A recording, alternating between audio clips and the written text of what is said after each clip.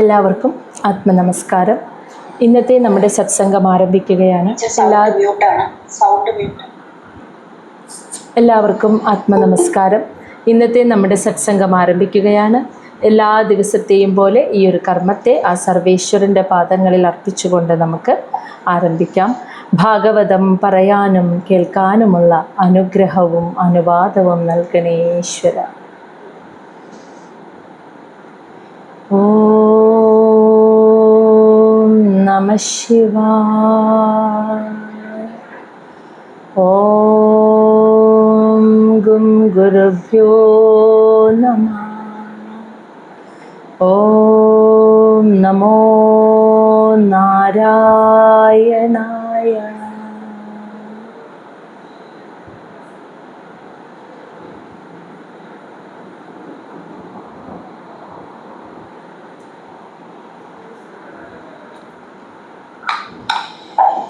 ശ്രീമദ് മഹാഭാഗവതം ചതുർത്ഥ സ്കന്ധം അധ്യായം 24 ഇന്ന് ആരംഭിക്കുകയാണ്. അപ്പോൾ നമ്മൾ കഴിഞ്ഞ കുറച്ച് സത്സംഗങ്ങളിലായിട്ട് കുറച്ച് അധ്യായങ്ങളിലായിട്ട് പൃഥുവിൻ്റെ ചരിതം, പൃഥു മഹാരാജാവിൻ്റെ ചരിതമാണ് നമ്മൾ മനസ്സിലാക്കിക്കൊണ്ടിരുന്നത്. ഇനി അടുത്തതായിട്ട് പ്രചേതസ്സുകളുടെ ചരിതം എന്താണെന്ന് നമ്മൾ അറിയാൻ പോവുകയാണ്. അപ്പോൾ ഭാഗവതം നമുക്കിനി പറഞ്ഞു തരുന്നത് പ്രചേതസ്സുകളുടെ ചരിതമാണ്. ചതുർത്ഥ സ്കന്ധത്തിലെ 24-ാമത്തെ അധ്യായം മുതൽ ആരംഭിക്കുകയാണ്. അപ്പോൾ പ്രചേതസ്സുകളുടെ പിതാവ് ആരാണെന്ന് ചോദിച്ചാൽ പ്രാചീന ബർഹിസാണ്. നമ്മളിതിന് മുന്നേ കേട്ടിട്ടുണ്ട്, നാരായണീയത്തിലൊക്കെ നമ്മൾ കണ്ടു കഴിഞ്ഞു. പ്രാചീന ബർഹിസാണ് പ്രചേതസ്സുകളുടെ പിതാവ്.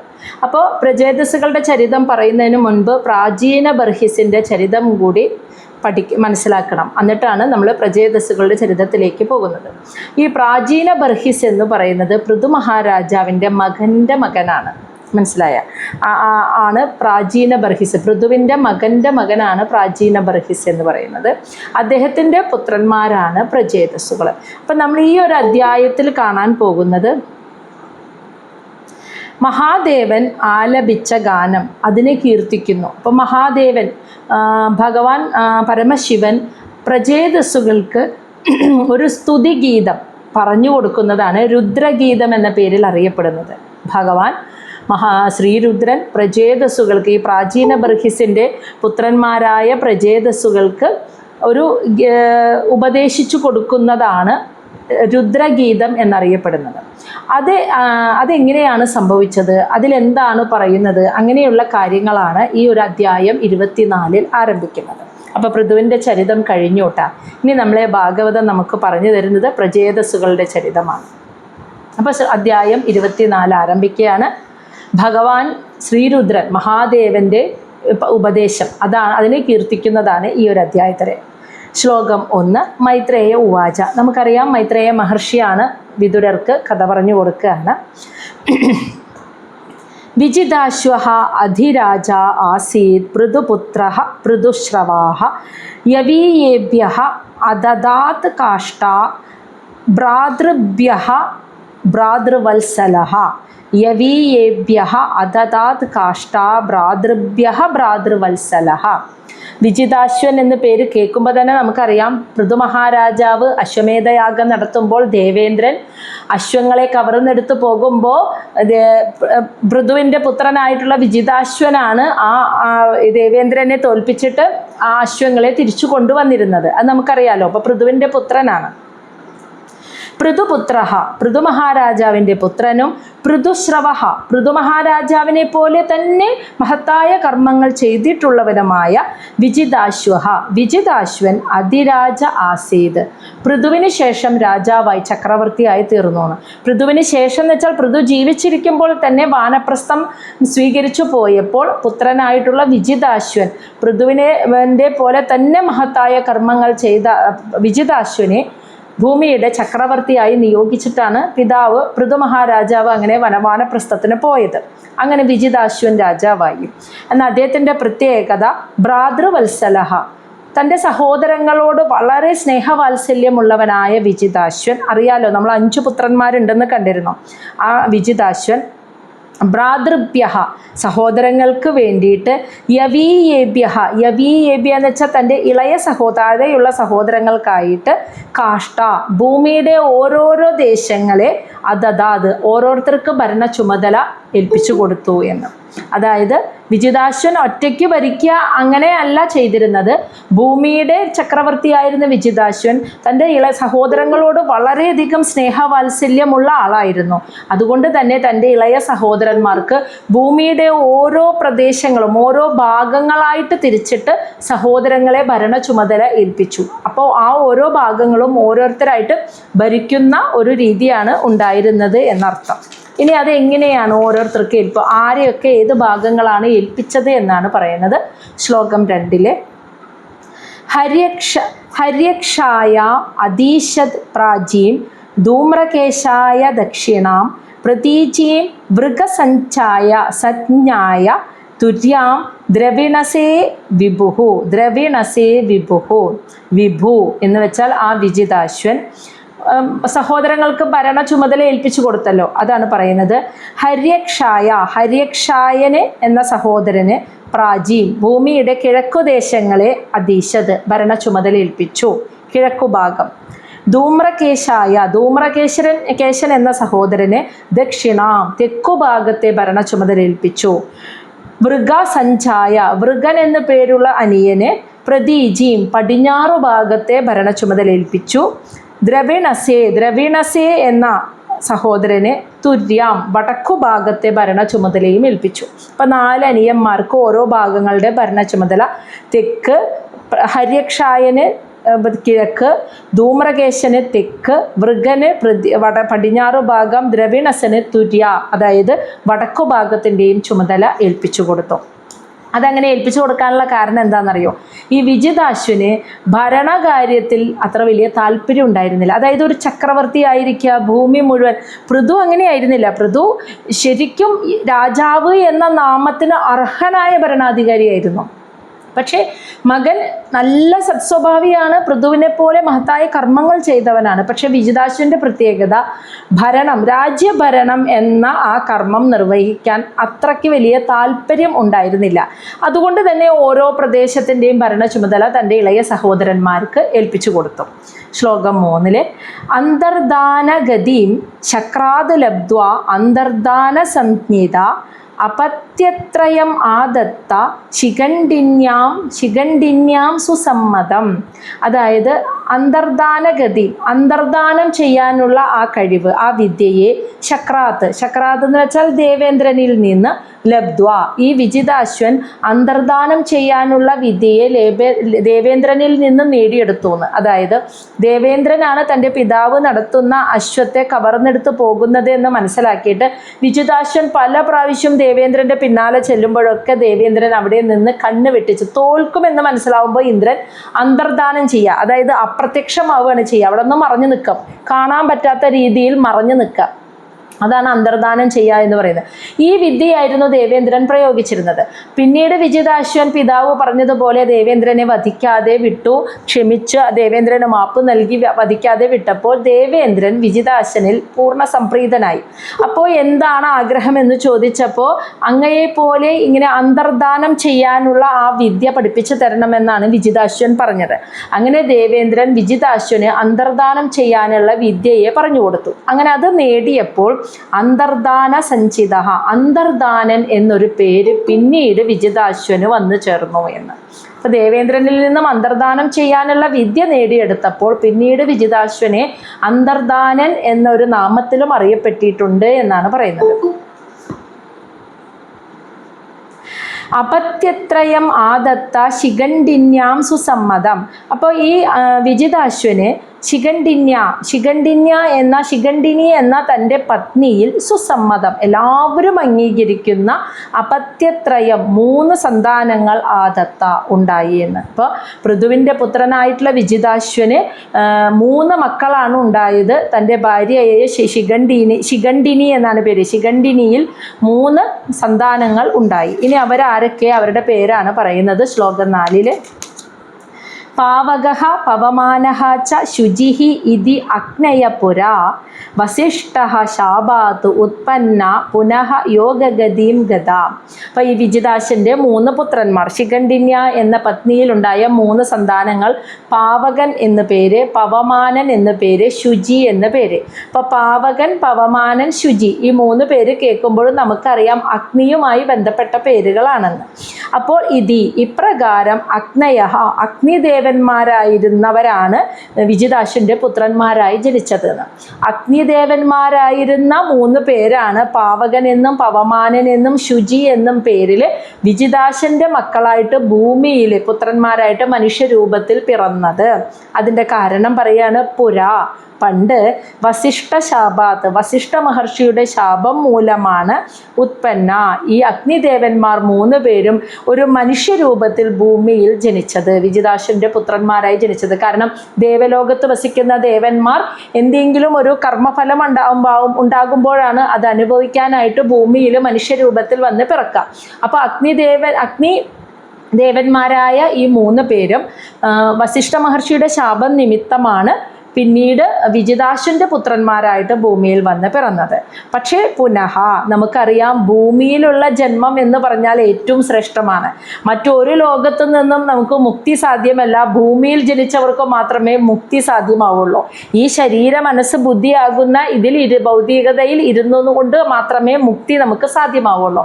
അപ്പോൾ പുനഃ അങ്ങനെ ഒരു ജന്മം കിട്ടിയപ്പോൾ ഭൂമിയിൽ വിജിതാശൻ്റെ പുത്രന്മാരായി ജനിച്ചപ്പോൾ ഇവർ പിന്നീട് യോഗഗതി നല്ല ശ്രേഷ്ഠമായ യോഗാഭ്യാസത്തിലൂടെ സമാധി അവസ്ഥയെ പ്രാപിച്ച് ഗതാഹ എന്ന് വെച്ചാൽ അവരുടെ പഴയ സ്ഥാനം ഉണ്ടല്ലോ ദേവലോകത്ത്, അഗ്നിദേവന്മാരുടെ സ്ഥാനമായിട്ട് ആ സ്ഥാനത്തിലേക്ക് അവർ തിരിച്ചെത്തിയെന്ന്. അപ്പോൾ ഈ ഒരു ജന്മം കൊണ്ട് ഭൂമിയിൽ ജീവിച്ച് യോഗ സാധനയിലൂടെ മനസ്സിനെ സംയമനത്തിലെത്തി മുക്തിയെ പ്രാപിച്ച് അവരങ്ങനെ ഭൂമിയിൽ നിന്നും മുക്തി നേടിയിട്ട് അവർ ദേവലോകത്ത് വീണ്ടും അഗ്നിദേവന്മാർ എന്ന സ്ഥാനത്തേക്ക് തിരിച്ചെത്തുകയും ചെയ്തു. അപ്പോൾ വിജിതാശൻ്റെ 3 പുത്രന്മാർ അങ്ങനെയാണ് ഉണ്ടായത്.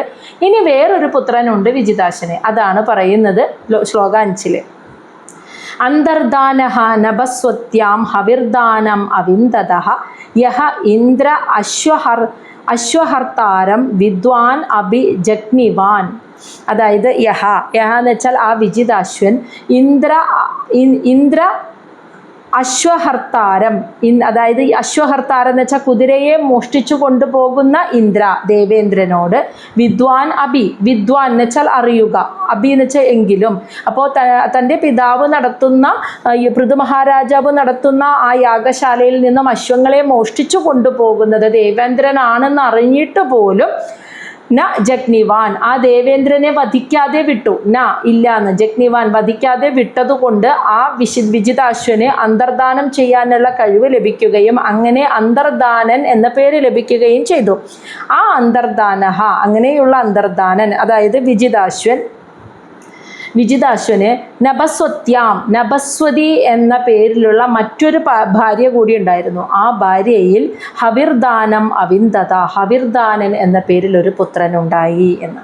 അപ്പോൾ ആദ്യത്തെ ഭാര്യയിൽ ഉണ്ടായ 3 മക്കളും അഗ്നിദേവന്മാരായിരുന്നു. അവർ വീണ്ടും അതേ സ്ഥാനത്തിലേക്ക് തിരിച്ചുപോയി ആ കർമ്മഫലം തീർന്നപ്പോൾ. എന്നാൽ വിജിതാശ്വൻ മറ്റൊരു പത്നി കൂടി ഉണ്ടായിരുന്നു, നഭസ്വത്യ. അവരിൽ വിജിതാശ്വന് ഹവിർദാനൻ എന്ന പേരിൽ ഒരു പുത്രൻ ഉണ്ടായിരുന്നു. ശ്ലോകം 6. രാജ്ഞാം വൃത്തിം കര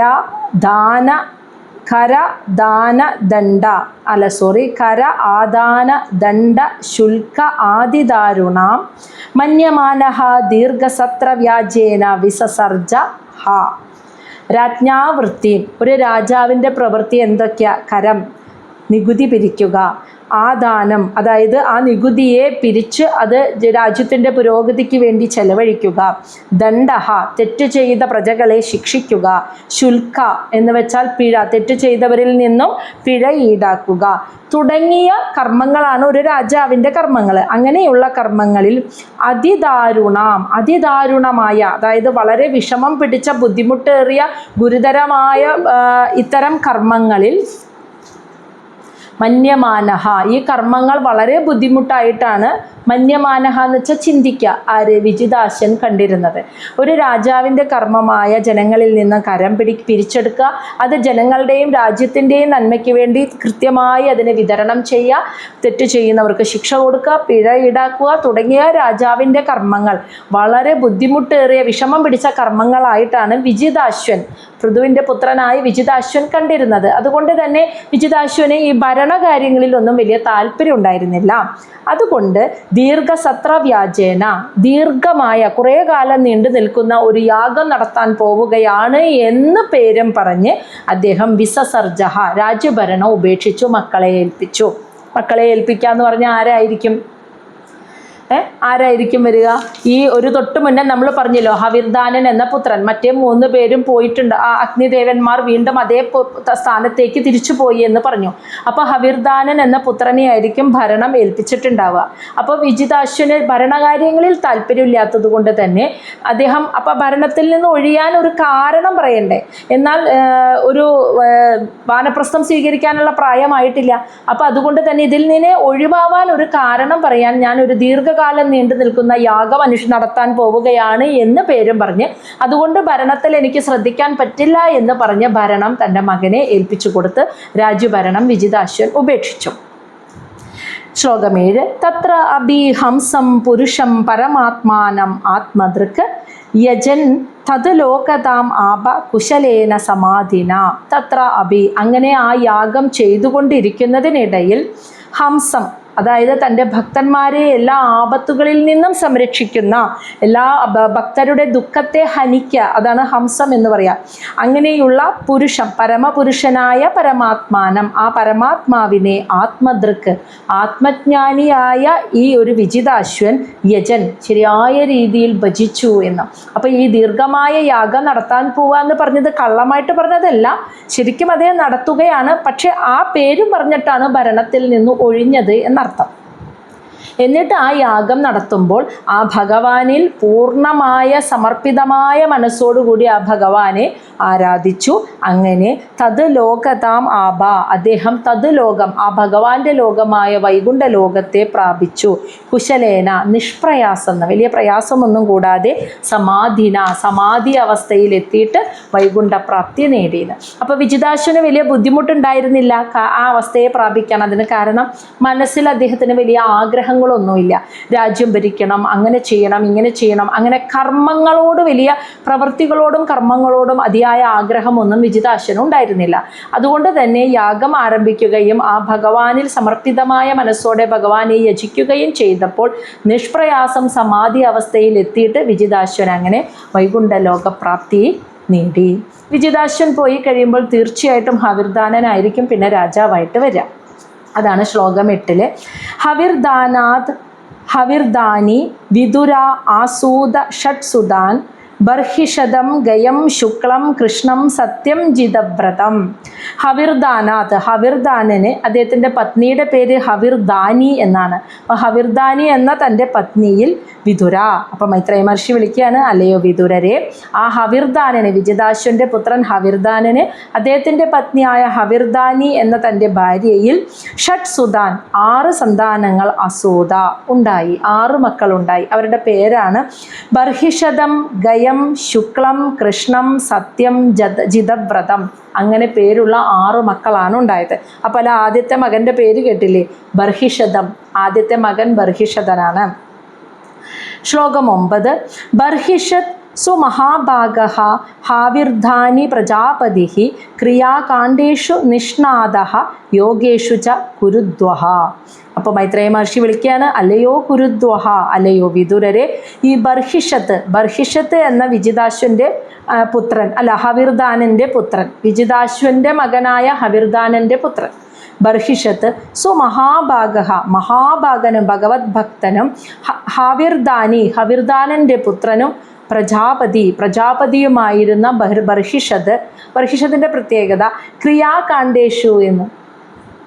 ക്രിയാകാണ്ഡേഷു എന്ന് വെച്ചാൽ വേദവിധി പ്രകാരം, വേദങ്ങളിൽ പറഞ്ഞിരിക്കുന്നതിനനുസരിച്ചുള്ള, വേദങ്ങളിൽ പറയുന്നത് എന്താ? മന്ത്രോച്ചാരണം, നാമജപം, യാഗങ്ങൾ, പൂജകളൊക്കെ എങ്ങനെയാണ് ചെയ്യുക, വിധിപ്രകാരം. അതൊക്കെ ചെയ്താൽ, ഇന്ന നാമം ജപിച്ചാൽ ഇന്ന ഫലം കിട്ടും. അല്ലേ? നമ്മൾ വിഷ്ണു സഹസ്രനാമം ജപിക്കുമ്പോൾ വിഷ്ണു സഹസ്രനാമത്തിനൊരു ഫലശ്രുതിയുണ്ട്, ലളിതാ സഹസ്രനാമത്തിനൊരു ഫലശ്രുതിയുണ്ട്. എല്ലാത്തിനും ഫലം പറഞ്ഞുകൊണ്ടുള്ള കർമ്മങ്ങളാണ് വേദം. അതായത് ഫലം ആഗ്രഹിക്കുന്നവർക്ക് ആ ഫലത്തെ ലഭിക്കാൻ ഇന്ന കർമ്മങ്ങൾ ഇന്നതുപോലെ ചെയ്യണം എന്നാണ് വേദം പറയുന്നത്. നിഷ്കാമകർമ്മമല്ല വേദങ്ങളിൽ പറയുന്നത്, ഫലം ആഗ്രഹിക്കുന്നവർക്ക്. അപ്പോൾ ഇന്നതുപോലെ ചെയ്താൽ ഇന്നത് കിട്ടും. ഇപ്പോൾ മഴയുണ്ടാകാനായിട്ട് യാഗം ചെയ്യുന്നുണ്ട്, സന്താനലബ്ധിക്ക് വേണ്ടി കർമ്മം, ഇതൊക്കെ വേദങ്ങൾ അനുശാസിക്കുന്നതാണ്. അപ്പോൾ വേദവിധി പ്രകാരം കർമ്മങ്ങൾ ചെയ്ത് ഫലം ആഗ്രഹിച്ച്, അപ്പം അങ്ങനെ നല്ല ഒരു സ്വർഗപ്രാപ്തിയൊക്കെ നേടണം എന്ന് നല്ല ആഗ്രഹമുള്ള ആളായിരുന്നു ഈ ബർഹിഷത് എന്ന്. മനസ്സിലായ? അതാണ് ക്രിയാകാണ്ഡേഷു, വേദവിധി പ്രകാരം കർമ്മം ചെയ്ത് നല്ല സ്വർഗപ്രാപ്തിയൊക്കെ കിട്ടി, പുണ്യം നേടി സ്വർഗപ്രാപ്തിയൊക്കെ കിട്ടി പോകണമെന്ന് ആഗ്രഹിച്ച് നിഷ്ണാദ, അതിൽ മനസ്സ് മുഴുകിയിട്ട്, മനസ്സ് അതിനോട് ആസക്തിയുള്ളവനായി. എന്നാൽ അതുമാത്രമല്ല, ഒപ്പം യോഗേഷു, യോഗാഭ്യാസത്തിലും ആസക്തിയുള്ളവനായിട്ട് കഴിഞ്ഞവനായിരുന്നു ഈ ബർഹിഷത് എന്ന്. മനസ്സിലായില്ലേ? അപ്പം ബർഹിഷത് ഈ കർമ്മങ്ങൾ ചെയ്യുക, പൂജ, യാഗം, നിരന്തരമായി യാഗങ്ങൾ അനുഷ്ഠിക്കുക, യാഗങ്ങൾ ചെയ്തിട്ട് എല്ലാ ദേവന്മാരെയും പ്രീതിപ്പെടുത്തി പുണ്യം നേടി സ്വർഗലോക പ്രാപ്തി നേടണമെന്ന് അതിയായി ആഗ്രഹിക്കുകയും, അതുമാത്രമല്ല യോഗാഭ്യാസം പരിശീലിക്കുന്നതിലും വളരെയധികം താല്പര്യം മുഴുകിക്കഴിയുന്നവനുമായിരുന്നു ഈ ബർഹിഷത്. അപ്പോൾ തന്നെ നമുക്കറിയാം അദ്ദേഹം ഒരുപാട് യജ്ഞങ്ങൾ അഥവാ യാഗങ്ങൾ നടത്തിയിട്ടുണ്ടാവും. കാരണം അത്രയ്ക്കും അതീവ തൽപരനായിരുന്നു ആ ഒരു കാര്യത്തിൽ എന്ന്.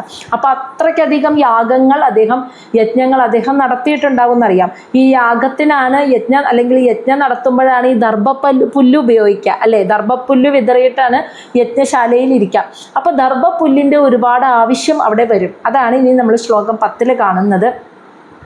യസ്യ ഇദം ദേവയജനം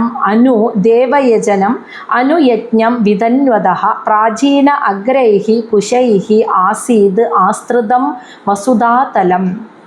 യസ്യ, ഈ ബർഹിഷത്, ഇതം, ഈ ഭൂമിയെ ദേവയജനം, ദേവഭൂമിയാക്കി മാറ്റിയെന്ന്, യജ്ഞഭൂമിയാക്കി മാറ്റി. അതായത് തുടരെ എല്ലാ സ്ഥലത്തും പോയിട്ട് നിരന്തരമായി യജ്ഞങ്ങൾ നടത്തുക. മനസ്സിലായ? അങ്ങനെ ഭൂമിയെ ഒരു യജ്ഞഭൂമിയാക്കി മാറ്റി. അനുയജ്ഞം, തുടരെ നിരന്തരമായി യജ്ഞങ്ങൾ വിധന്വത, നിർവഹിച്ചുകൊണ്ട് എന്ന്. ഈ ബർഹിഷത് നിരന്തരമായി യജ്ഞങ്ങൾ നടത്തിയിട്ട് ഭൂമിയെ ഒരു യജ്ഞഭൂമിയാക്കി മാറ്റി. ഇനി ആ യജ്ഞങ്ങളുടെ പ്രത്യേകത എന്താ? പ്രാചീന അഗ്രേഹി, പ്രാചീനം, കിഴക്ക് ദിക്കിലേക്ക് തല തിരിച്ചു വെച്ചിട്ട്, കിഴക്കു ഭാഗത്തേക്ക് തല വെച്ചുകൊണ്ടാണ്, കുശൈഹി, ദർഭപ്പുല്ല് വിരിച്ചുകൊണ്ടാണ് അദ്ദേഹം യജ്ഞം നടത്തിയിരുന്നത്. കിഴക്കോട്ട് തല വരുന്ന രീതിയിൽ ദർഭപ്പുല്ലിനെ വെച്ചുകൊണ്ടാണ് അദ്ദേഹം യജ്ഞം നടത്തിയത്. അപ്പോൾ എന്തായി? ആസ്തൃതം എന്ന് വെച്ചാൽ വിതറുക, വസുധാതലം, ഭൂമിയുടെ ഉപരിതലം മുഴുവൻ ദർഭപ്പുല്ല് കിഴക്കോട്ട് തല വരുന്ന രീതിയിൽ തിരിച്ചു വെച്ചുകൊണ്ട് അദ്ദേഹം വിതറിയെന്ന്, എന്ന് വെച്ചാൽ അത്ര ഭൂമി മുഴുവനും യജ്ഞങ്ങൾ നടത്തുമായിരുന്നു. അദ്ദേഹം യജ്ഞം നടത്താത്ത ഒരു സ്ഥലവും ഉണ്ടായിരുന്നില്ല എന്ന്. അത്രയ്ക്കും എല്ലാവരുടെയും ഓടി നടന്ന് യജ്ഞങ്ങൾ നടത്താൻ അത്രയ്ക്കും തൽപരനായിരുന്നു അദ്ദേഹം. അപ്പോൾ ഈ യജ്ഞത്തിന് ദർഭപ്പുല്ല് വിതറുമ്പോൾ കിഴക്കോട്ട് തല വരുന്ന രീതിയിൽ ദർഭപ്പുല്ലിനെ തിരിച്ചു വെച്ചുകൊണ്ടാണ് വിതറുന്നത്. അപ്പോൾ നിറയെ ഭൂമി മുഴുവനും കിഴക്കോട്ട് തല വരുന്ന രീതിയിൽ ദർഭപ്പുല്ലുകൾ നിറയെ പരക്കാൻ തുടങ്ങി. അങ്ങനെയാണ് ഈ ബർഹിഷസിന് പ്രാചീന ബർഹിഷസ് എന്ന് പേര് വന്നത്. കിഴക്കോട്ട് തല വരുന്ന രീതിയിൽ ദർഭപ്പുല്ല് വിതറി ഭൂമി മുഴുവനും ദർഭപ്പുല്ല് അങ്ങനെ പടർന്ന് ഉണ്ടാവാനായിട്ടുള്ള കാരണക്കാരനായതുകൊണ്ട് അദ്ദേഹത്തിനെ പ്രാചീന ബർഹിസ് എന്ന പേരിൽ അദ്ദേഹത്തിനെ അറിയപ്പെടുന്നു. അങ്ങനെ അദ്ദേഹം യാഗയജ്ഞാദി കർമ്മങ്ങൾ നടത്തി. ഇനി അദ്ദേഹത്തിൻ്റെ പുത്രന്മാർ പ്രജേതസ്സുകൾ ഉണ്ടായതാണ് പറയുന്നത് ശ്ലോകം 11. സാമുദ്രീം ദേവോക്തം ഉപയേമേ ശതദ്രുതീം യാം വീക്ഷ്യ ചാരു സർവാംഗീ കിശോരീം സുഷ്ടു അലംകൃതാം പരിക്രമന്തീം ഉദ്വാഹേ ചഗമേ അഗ്നിഹി ശുഗീം ഇവ. സാമുദ്രി, സാഗര രാജാവ്, സമുദ്ര രാജാവിൻ്റെ പുത്രിയെ ദേവ ഉക്തം, ദേവന്മാരുടെ സൃഷ്ടാവായിട്ട് ദേവനായിരിക്കുന്ന ബ്രഹ്മാവ് നിർദ്ദേശിച്ചിട്ട് ശതദ്രുതി, അതായത് സമുദ്ര രാജാവിൻ്റെ പുത്രിയായ ശതദ്രുതിയെ ബ്രഹ്മാവിൻ്റെ നിർദ്ദേശപ്രകാരം ഈ പ്രാചീന ബർഹിഷസ് ഉപയേമേ, വിവാഹം കഴിച്ചു. ഇനി ആ ശതദ്രുതിയുടെ സൗന്ദര്യത്തെക്കുറിച്ച് പറയാണ്.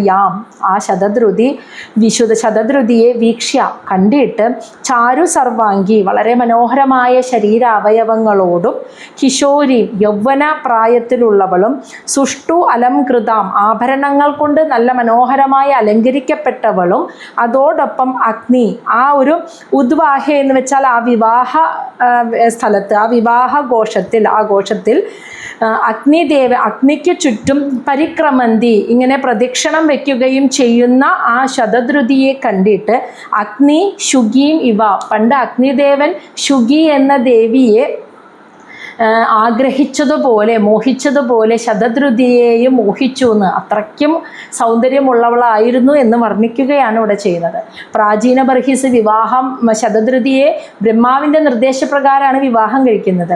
ആ വിവാഹവേളയിൽ അത്ര മനോഹരിയായ ശതദ്രുതിയെ കണ്ടിട്ട് ആ അഗ്നിസാക്ഷിയായിട്ടാണല്ലോ വിവാഹം നടക്കുക. ആ അഗ്നിദേവൻ പോലും അവളെ മോഹിച്ചു പോയി. അത്രയ്ക്ക് സൗന്ദര്യമുള്ളവളായിരുന്നു ശതദ്രുതി എന്നാണ് അവിടെ പറയുന്നത്. ഇനി അഗ്നിദേവൻ മാത്രമല്ല ബാക്കിയുള്ള ദേവന്മാരുടെ കാര്യമാണ് പറയുന്നത്. ശ്ലോകം 12 വിഭൂത അസുര ഗന്ധർവ മുനി സിദ്ധ നര ഉരഗഹ വിജിതാഹ സൂര്യയാ ദിക്ഷു കൊണയന്തി ഏവ നൂപുരൈ. അതായത് വിഭൂത എന്ന് വെച്ചാൽ ദേവന്മാർ, അസുരന്മാർ, ഗന്ധർവന്മാർ, മുനിമാർ, മഹർഷിമാർ, സിദ്ധന്മാർ, നര മനുഷ്യന്മാർ, ഉരഗ നാഗദേവന്മാർ ഇവരെല്ലാവരും വിജിത ആകർഷിക്കപ്പെട്ടു എന്ന്. എന്തുകൊണ്ടാണെന്ന് വെച്ചാൽ നൂപുരൈ എന്ന് വെച്ചാൽ പാദസരത്തിൻ്റെ അവളുടെ പാദസരത്തിൻ്റെ ആ കൊണയന്തി ഏവ എന്ന് വെച്ചാൽ അതിൻ്റെ കിലുക്കം, ആ പാദസരത്തിൻ്റെ ചിലങ്കയുടെ കിലുക്കം കൊണ്ട് സൂര്യയ നവവധുവായി നിൽക്കുന്ന ആ ശതദ്രുതിയിൽ കാലിൽ കിടക്കുന്ന പാദസരത്തിൻ്റെ കിലുക്കം ദിക്ഷുഹു എന്ന് വെച്ചാൽ എല്ലാ ദിക്കുകളിലും അലയടിച്ചു. ആ ശബ്ദം കൂടിയും കേട്ടപ്പോൾ ഇവരെല്ലാവരും വളരെയധികം ആകർഷിക്കപ്പെട്ടു എന്ന് ശതദ്രുതിയിലേക്ക്. ദേവന്മാരും അസുരന്മാരും ഗന്ധർവന്മാരും മഹർഷിമാരും സിദ്ധന്മാരും നാഗദേവന്മാരും മനുഷ്യരും അവിടെ ആരൊക്കെ ഉണ്ടായിരുന്നു ആ വിവാഹ ചടങ്ങിൽ പങ്കെടുക്കാൻ വന്നവരെല്ലാം. അവൾ ശതദ്രുതി നടന്നു വരുമ്പോൾ പാദങ്ങളിൽ ഇരിക്കുന്ന പാദസരത്തിൻ്റെ കിലുക്കം അവിടെ മുഴുവൻ ഇങ്ങനെ അലയടിച്ചപ്പോൾ അവരെല്ലാവരും അവളിലേക്ക് ആകർഷിക്കപ്പെട്ടു. ശ്ലോകം 13 പ്രാചീന ബർഹിഷഃ പുത്രാഃ ശതദ്രുത്യാം ദശ അഭവൻ തുല്യനാമവൃതാഃ സർവേ ധർമ്മ സ്നാദാ പ്രചേതസ. ഞാൻ പറയുന്നത് കേൾക്കുന്നില്ലേ? കേൾക്കുന്നുണ്ട്. പ്രാചീന ബർഹിസിന് ശതദ്രുതി തൻ്റെ പത്നിയായ ശതദ്രുതിയിൽ ദശാപുത്ര 10 പുത്രന്മാർ അഭവൻ ഉണ്ടായി. ഇനി അവരുടെ പ്രത്യേകത തുല്യനാമവൃത 10 പേർക്കും തുല്യനാമം ഒരു പേരിലാണ് അവരറിയപ്പെട്ടിരുന്നത്. വൃത ഒരേപോലെയുള്ള കർമ്മങ്ങളാണ് അവർ ചെയ്തത്.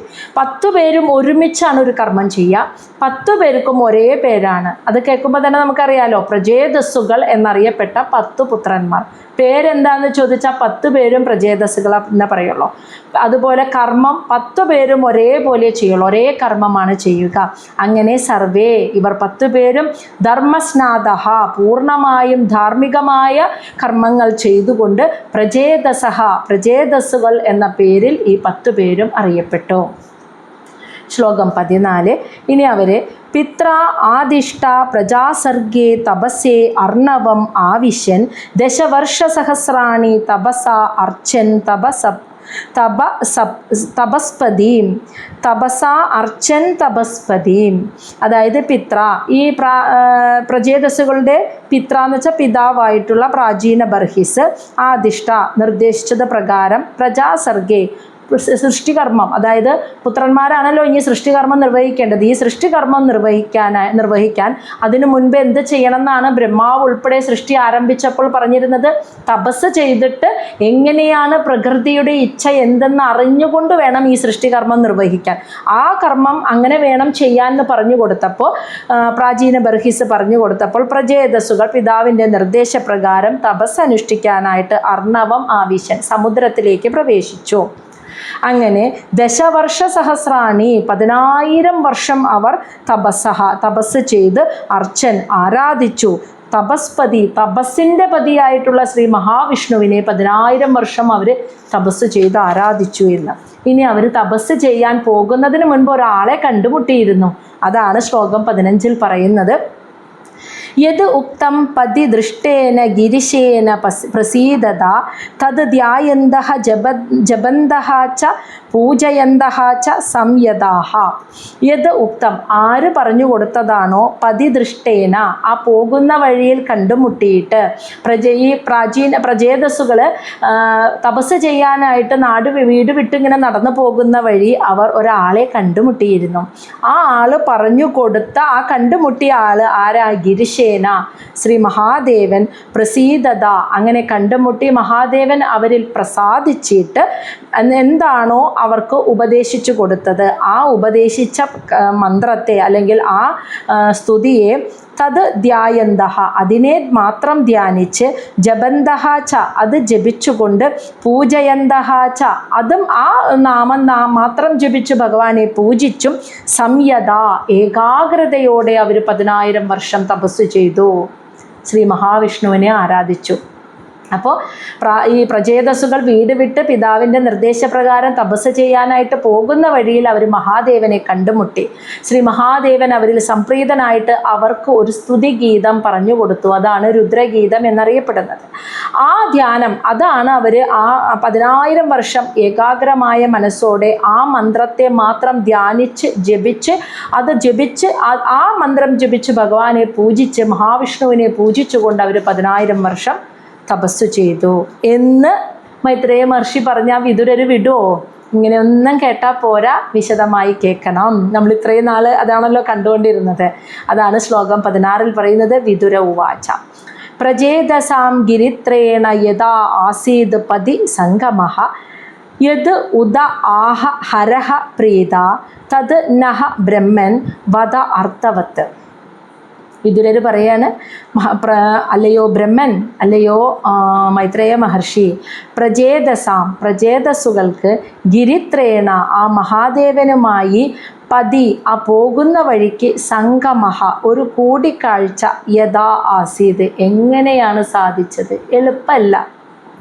ശ്രീ മഹാദേവനെ ഒരു സാധാരണ മനുഷ്യനെ നേരിട്ട് കാണാൻ സാധിക്കുക എന്ന് പറഞ്ഞാൽ അത് ഒട്ടും എളുപ്പമായിട്ടുള്ളൊരു കാര്യമല്ല. ബ്രഹ്മാവിനായാലും മഹാവിഷ്ണുവിനെയാണെങ്കിലും നമ്മൾ ഉള്ളുരുക്കി ഒന്ന് വിളിച്ചാൽ ഭഗവാന്റെ ഒരു സാന്നിധ്യം ഉണ്ടാവും. പക്ഷേ മഹാദേവനുമായിട്ടുള്ള ഒരു കൂടിക്കാഴ്ച, ആ സംഗമം ഉണ്ടാവുക, അത് ഒരു മനുഷ്യരായി പിറന്നവർക്ക് അത് സാധിക്കുക എന്ന് പറഞ്ഞാൽ അത് എളുപ്പമല്ല. അപ്പോൾ അത് ഇങ്ങനെ കേട്ടാൽ പറ്റില്ല. അത് എങ്ങനെയാണ് പ്രചേതസ്സുകൾക്ക് സാധിച്ചത്? അതാണ് ഒന്നാമത്തെ ചോദ്യം. 2, യത് ആഹാ, എന്താണ് ശ്രീരുദ്രൻ മഹാദേവൻ അവർക്ക് പറഞ്ഞു കൊടുത്തത്? ഹരപ്രീത, അവരിൽ മഹാദേവൻ സംപ്രീതനായിട്ട്, തത്, അതെന്താണോ അത്, നഹ, എനിക്ക്, വദ, ആ പറഞ്ഞതിനെ, അർത്ഥവത്തായ ആ വാക്കുകളെ എനിക്ക് ഉദഹ, അങ്ങ് പറഞ്ഞു തന്നാലും. അപ്പോൾ മഹാദേവനെ പ്രചേതസ്സുകളും തമ്മിൽ കണ്ടുമുട്ടാൻ എങ്ങനെയാണ് കാരണമായത്? അതുമാത്രമല്ല, മഹാദേവൻ അവർക്ക് പറഞ്ഞു കൊടുത്ത ആ അർത്ഥവത്തായ ഉപദേശം അതെന്താണെന്ന് അങ്ങ് എനിക്ക് വിശദമായി പറഞ്ഞു തന്നാലും. ഇതാണ് വിതുരർ ചോദിച്ചത്. എന്നിട്ട് അത് വിതുരർ പറയാണ്, എന്തുകൊണ്ടാണ് മഹാദേവനും പ്രചേതസ്സുകളും തമ്മിൽ കണ്ടുമുട്ടിയത്? എങ്ങനെ സാധിച്ചു പ്രചേതസ്സുകൾക്ക്? അത് പറഞ്ഞു തരണം എന്ന് പറയാനുള്ള കാരണമാണ് ശ്ലോകം 17 പറയുന്നത് കേട്ടോ. സംഗമഃ ഖലു വിപ്രേർഷേ ശിവേന ഇഹ ശരീരിണാം ദുർലഭഃ മുനയഃ ദദ്യുഃ അസംഗാത് യം അഭീപ്സിതം. അതായത് മുനയഹ, മഹർഷിമാർ, അസംഗാത്, പൂർണ്ണമായും ഭൗതിക വിഷയങ്ങളോടുള്ള ആസക്തിയൊക്കെ ഉപേക്ഷിച്ച് കഴിയുന്ന മഹർഷിമാർ പോലും ദദ്യു, ധ്യാനിക്കുന്നത് എന്താണെന്നോ, യം അഭീപ്സിതം, ഈ ആഗ്രഹം സാധിക്കാനാണ്. ഏതാഗ്രഹം? ദുർലഭ, എളുപ്പമല്ല എന്നത് സാധിക്കാൻ, അത്യധികം ദുർലഭമായിട്ടുള്ളൊരു കാര്യം എന്താണത്? ശിവേന, ആ ശ്രീ മഹാദേവനെ, ഇഹ, ഈ ലോകത്ത്, ഈ ഭൂമിയിൽ, ശരീരിണാം, ഒരു മനുഷ്യ ശരീരമായത്തിൽ ജനിച്ചിട്ടിരിക്കുന്ന ഒരു മനുഷ്യന്, സംഗമഃ ഖലു, കാണാൻ സാധിക്കുക, സംഗമിക്കുക എന്ന് പറയുന്നത്, വിപ്രർഷേ, അല്ലയോ ബ്രഹ്മർഷേ, ദുർലഭ, അതീവ ദുർലഭമാണ്.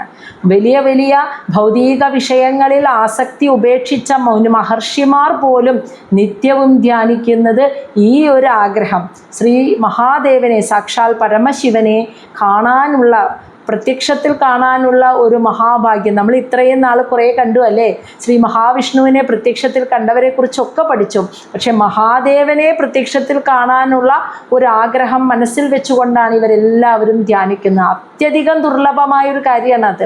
എന്നിട്ട് പ്രചേതസ്സുകൾക്ക് ഈ ഒരു മനുഷ്യരായ ജനിച്ചിട്ട് അവർക്ക് ഈ ജന്മത്തിൽ ഭൂമിയിൽ വെച്ച് ഭഗവാനെ സന്ധിക്കാനായിട്ടുള്ള ഒരു മഹാദേവനെ നേരിട്ട് കാണാനായിട്ടുള്ള ആ ഒരു അവസരം അത് എങ്ങനെ സാധിച്ചു പ്രചേതസ്സുകൾക്ക്?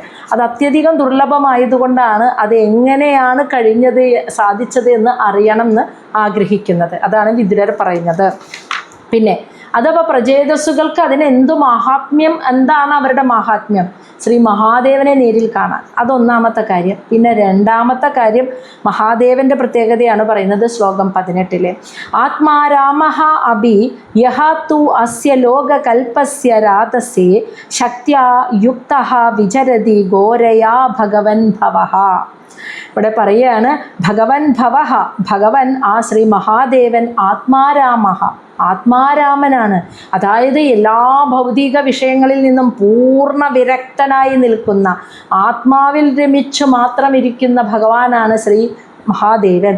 അങ്ങനെയാണെങ്കിൽ പോലും യഹ തു അസ്യ ഈ ഒരു ഭൗതിക ലോകത്തിൽ ലോകകൽപസ്യ രാതസേ, ലോകത്തിൻ്റെ സൃഷ്ടികർമ്മം എന്ന കർമ്മത്തെ നിർവഹിക്കുവാനായിട്ട് ശക്തിയായുക്ത ആ പരമ പുരുഷൻ ശക്തിയുമായി കലർന്ന്, ആ ദേവി പ്രകൃതിയുമായി കലർന്ന് വിചരതി, ഈ ഭൂമിയിൽ വന്ന് ഇങ്ങനെ സഞ്ചരിക്കുന്നു. വിചരതി എന്ന് വെച്ചാൽ ഇവിടെ കർമ്മം പ്രവർത്തിക്കുന്നു. അപ്പോൾ അത്രയ്ക്കും ശ്രേഷ്ഠമായൊരു കർമ്മമുണ്ടെങ്കിലേ മഹാദേവൻ വരുള്ളൂ. അപ്പോൾ മഹാദേവൻ പൂർണ്ണ വിരക്തന, ആത്മാരാമനായി ലയിച്ചിരിക്കുന്നവനാണ് ശ്രീ പരമശിവൻ.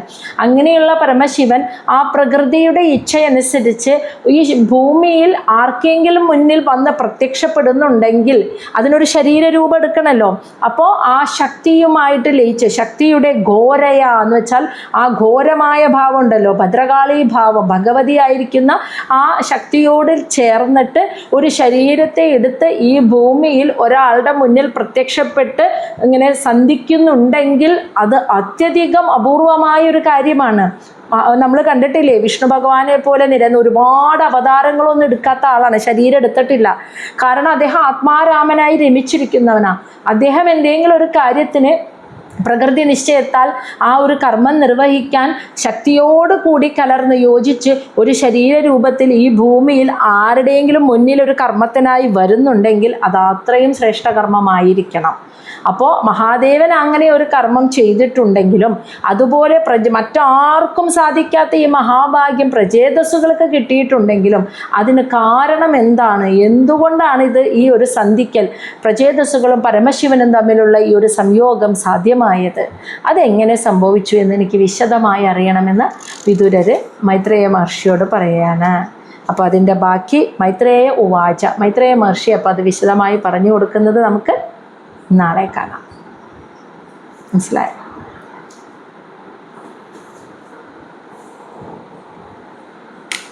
അപ്പോൾ നമ്മൾ